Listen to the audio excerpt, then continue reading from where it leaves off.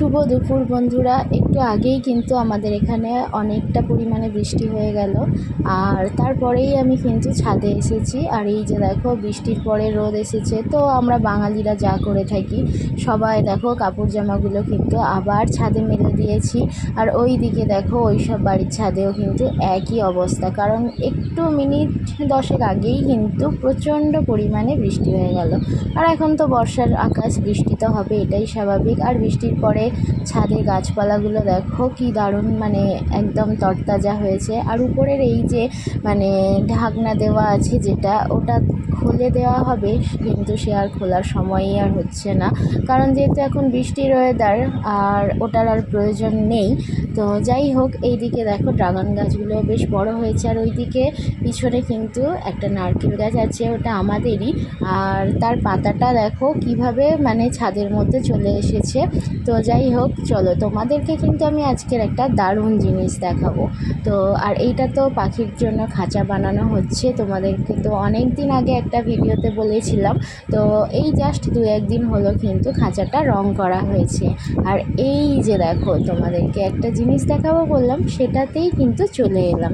এই যে দেখো, বাড়ির পিছন দিকে কিন্তু একটা আশফল গাছ আছে। গাছটা আমাদেরই, পিছনের যে গাছগুলো দেখছো সবই কিন্তু আমাদেরই গাছ।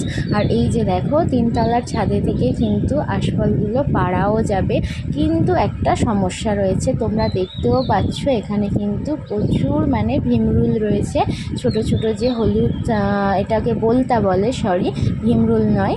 তো যাই হোক, এই ভিমরুলগুলো কিন্তু প্রচণ্ড পরিমাণে আছে।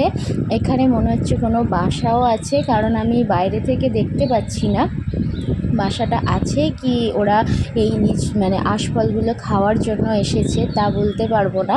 সবে মাত্র কয়েকটা পারবো বলে কিন্তু হাত বাড়াচ্ছিলাম, আর এই যে পোকাগুলো কিন্তু তখনই উড়ছে। তো ভয় তো একটুই লাগে, কারণ এই বোলতাগুলো কিন্তু কামড়ে দেয়। তো যাই হোক, এই দিকে দেখো সব খেয়ে একদম ফেলে দিয়েছে। আর এখান থেকে কয়েকটা ডাল কিন্তু আমরা ভেঙেছিলাম খাওয়ার জন্য। আর এই যে দেখো, আমি মানে এইভাবে কিন্তু ছাদে থেকেও পারা যাবে হাত বাড়িয়ে। আর যেই না আমি ডালটা করলাম, তোমরা দেখতেও পেলে কিন্তু মানে পোকাগুলো সব উড়ছে। তো তাই আর রিস্ক নিলাম না। দেখো, ওই দূরেও কিন্তু প্রচণ্ড পরিমাণে আছে। আর এখন এই বছর প্রত্যেকটা গাছে কিন্তু আশফল গাছে প্রচণ্ড পরিমাণে আশফল হয়েছে। আর বাড়ির পিছন দিকটা তোমাদের কোনো দিনই দেখাইনি, পরে সুযোগ পেলে ঘুরে দেখাবো। এখন যতটুকু ছাদের উপর দিয়ে দেখা যায়, এই যে দেখো পিছনে কিন্তু একটা পুকুর আছে, তবে পুকুরের জলের অবস্থা তো দেখেই বুঝতে পারছো, শ্যাওলা পড়ে গেছে। আর ওই যে দেখো, আমি দূর থেকে যতটা পেরেছি কিন্তু মানে দেখানোর চেষ্টা করেছি, ওটাও একটা আশফল গাছ। আর আশফল গাছটাতে কিন্তু প্রচুর আশফল ভর্তি হয়ে গিয়েছে। তো যাই হোক, আমার গাছের আশফল, আমাদের গাছের, আমার বলবো না, কারণ এটা আমাদের বাড়ির সবাইয়েরই।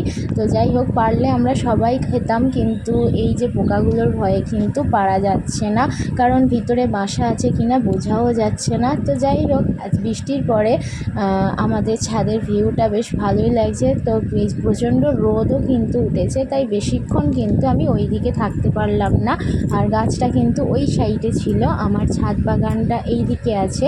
আর এই যে উপরের যে ঢাকনা দেওয়া আছে, এটাতে মানে খোলা হবে, মানে খোলাই হয়নি, তার জন্য কিন্তু গাছের গোড়ায় জল বসতে পারে, কারণ রোদটা তো ঠিকঠাক লাগছে না। এখন তো বৃষ্টি হচ্ছে, গাছের গোড়ায় জল তো সব সময় রয়েছে, কিন্তু এই যে রোদ হওয়াতে দেখো এগুলো ছাওয়া হয়ে আছে, গাছের গোড়ায় কিন্তু রোদ লাগছে না। তো দেখা যায় 2-1 দিনের মধ্যে কিন্তু খুলে দেওয়া হবে, ইমিডিয়েটলি দিতে হবে, দেওয়া হবে নয়। আর এই যে দেখো, এইদিকে কিন্তু বেলফুলের গাছে প্রচুর বেলফুল হয়েছে। আর এই বেলফুলের গাছটা কিন্তু আমার খুব শখের গাছ। আর আমার বেলফুল ভীষণ ভালো লাগে, তোমাদেরকে তো আগের ভিডিওতে বলেছিলাম। তো যাই হোক, আর বেশিক্ষণ কিন্তু ছাদে পায়চারি করব না, কারণ প্রচণ্ড রোদ উঠেছে। যেমন বৃষ্টি হয়েছে তেমনই কিন্তু রোদও উঠেছে, ভীষণ গরম লাগছে। এখন বাড়িতে মানে নিচে যাই, নিজের ঘরে গিয়ে একটু রেস্ট করি। তো যাই হোক, ভিডিওটা ভালো লাগলে একটা লাইক অবশ্যই দিও। আজ তবে আসি, দেখা হচ্ছে নেক্সট ভিডিওতে, বাই।